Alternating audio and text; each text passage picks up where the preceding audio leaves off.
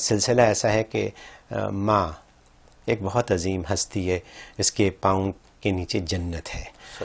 ماں ہوتی ہے، بیٹی ہوتی ہے، ماں ہوتی ہے، بیوی ہوتی ہے، پھر بیٹی ہوتی ہے. لیکن جب والد کی جائیداد کا حصہ بقرہ ہوتا ہے تو اسی بیٹی کو کم حصہ دیا جاتا ہے اور بیٹوں کو یا ان کے بھائیوں کو زیادہ حصہ دیا جاتا ہے. یعنی یہ بیٹی جو ہے یہ کل کو بیوی بنے گی، اس کے بعد ماں بنے گی جس کی کوئی مثال نہیں ہے اس دنیا میں. تو جب ایسا موقع آتا ہے کہ جب کچھ دینے دلانے کی بات ہو تو اسی بیٹی کا حصہ کم کر دیا جاتا ہے. اس کی کیا وجہ ہے؟ کیسے آپ اس کو جسٹیفائی کریں گے؟ بہت اچھا پوائنٹ اٹھایا، اور عام طور پہ یہ مغربی دنیا میں تو یہ سوال بہت چلتا ہے جی. اور ہمارے بھی بہت سے مسلمان عورتیں خاص طور پہ یہ سوال اٹھاتی ہیں. جی. اصل میں یہ ٹیکنیکلی بات یاد رکھنی چاہیے کہ مال کی تقسیم کا تعلق فضیلت کے ساتھ نہیں ہے. اچھا. یہ ذمہ داری اور ضرورت کے ساتھ ہے. کہ اگر فضیلت کے ساتھ ہوتا کہ ہم بیٹے کو افضل سمجھ رہے ہیں، بیٹیوں کو کمتر سمجھ رہے ہیں، ان کو ڈبل دے رہے ہیں، ان کو سنگل دے رہے ہیں، تو پھر بڑے بھائی کو زیادہ حصہ ملنا چاہیے، وہ سب سے افضل ہے. سیکنڈ کو اس سے کم ملنا چاہیے، اسے چھوٹے کو اس سے کم ملنا چاہیے، حالانکہ سب بھائیوں کو برابر ملتا ہے. وہاں پہ حالانکہ افضل و غیر افضل موجود ہیں. تو فضیلت کی بنیاد پہ مال کی تقسیم نہیں ہوتی، اور خاص طور پہ مال کا تعلق ویسے ذمہ داری کے ساتھ ہے کہ آپ پر کتنی ذمہ داریاں آپ کے کندھوں پر ہیں، اسی اعتبار سے مال تقسیم ہوتا ہے. تو یہاں مال کی تقسیم اصل میں یہ جو ہے وہ ذمہ داری کی بنیاد پر ہے، فضیلت کی بنیاد پہ نہیں ہے. وہ یوں اس لیے کہ مرد جو ہوتا اس پہ ذمہ داریاں زیادہ ہوتی ہیں، عورت پہ کوئی ذمہ داری نہیں. اصل میں تو جو مرد کو 2 حصے ملتے ہیں، وہ 2 حصے سارے کے سارے اوروں کی ذمہ داریوں میں بٹنے کے لیے ملتے ہیں، اور عورت کو اکیلا اس کا پورا حصہ ملتا ہے.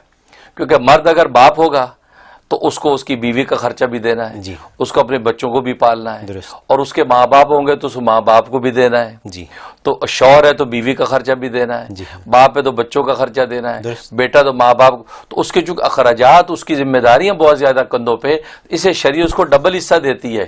ڈبل حصہ اس لیے دیتی ہے کہ ایک حصہ تو چلو تیرا اپنی ضرورتوں کا، ایک حصہ باقی رشتوں میں بانٹنے کے لیے. اور حقیقت یہ کہ اس کا اپنا حصہ بھی ان ذمہ داریوں میں بڑھتا ہے. اس کے پاس کچھ اچھا اسی میں عورت کا حصہ بھی ڈالا ہوا ہے اس میں، جبکہ عورت کو جو حصہ ملتا ہے اس پہ کسی کی ذمہ داری نہیں. یعنی عورت پر نہ ماں باپ کی ذمہ داری ہے، نہ اس کے اپنے اولاد کی ذمہ داری ہے، نہ شوہر کی ذمہ داری ہے، بلکہ عورت پر تو شریعت اسلام نے کرم کر دیا کہ پورا حصہ اسی کو دے دیا کہ اب اس میں سے تو شوہر پر بھی خرچ نہیں چاہیے کرنا، بچوں پہ بھی خرچ نہیں کرنا، ماں باپ پر بھی خرچ نہیں کرنا، سارا تیرا ہے. تو یہ تو نفع میں تو عورت رہی، مرد تو نہ رہا. نہیں، اس حساب سے تو آپ کی بات درست. بالکل، یہ اصل بنیاد یہ ہے، اندر حکمت یہ ہے کہ مرد پر چونکہ ذمہ داریاں ہوتی ہیں تو وہ سب میں اس کا مال بڑھتا ہے، تو اس کو زیادہ دے دیا جاتا ہے کہ یار یہ سب کی ذمہ داری نبھانی ہے آپ نے. ایون اس عورت کی بھی نبھانی ہے جو بیٹی بن کے آئی، اور عورت جو ہے اس کو پورا اس کا حصہ ملتا ہے. اس لیے جو ہے بظاہر ایسا لگتا ہے کہ یار دیکھو اس کو ڈبل دیا، اس کو سنگل دیا، گویا کہ مرد کو افضل سمجھا اور عورت کو کمتر سمجھا.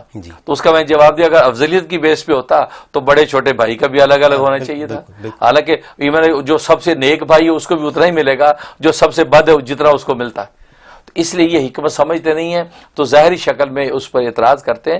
تو یہ وجہ نہیں ہے، بلکہ عورت کا سارا اسی کا ہے، اس پہ کسی کی کوئی ذمہ داری نہیں ہے، اور مرد جو ہے اس کا سارا بڑھ جاتا ہے. بلکہ اس میں تو اعتراض مرد کو ہونا چاہیے کہ جی مجھے کیا دیا آپ نے، وہ سارا تو اس میں بٹ گیا، میرا اپنا تو کچھ بھی نہیں رہا. بلکہ اس میں بڑا دلچسپ ایک لطیفہ مجھے یاد آیا، ایک واقعہ. لطیفہ کیا، ایک ہمارے دوست وہ بس پہ آتے تھے، پاکستان کی بات ہے، تو وہ بس پہ آیا کرتے تھے. تو میری اپنی گاڑی تھی، میں اپنی گاڑی پہ آتا تھا. تو وہ ایک دن محفل میں بیٹھے تھے تو کہنے لگے ہم تو جو ہے وہ 50 لاکھ کی بس میں آتے ہیں، مفتی صاحب تو 1 لاکھ کی گاڑی میں آتے ہیں.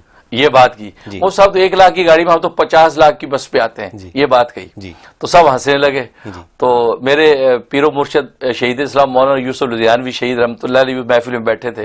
جب یہ بات کی تو میں نے جھٹ سے ہنس کے جواب دیا، میں نے کہا 50 لاکھ کو جب 200 میں تقسیم کریں گے تو آپ کے حصے میں 10,000 بھی نہیں آئیں گے، اور میرے 1 لاکھ پورے میرے ہی ہیں.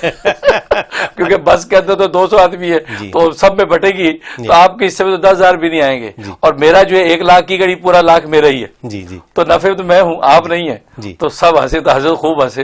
حضرت کہا جی مولوی منیر نے جواب اچھا دیا بھائی، بات تو صحیح ہے. تو جب بڑی چیز ہے لیکن اس میں شریک کتنے ہیں؟ جی. آپ کو تو کچھ ہی نہیں رہا.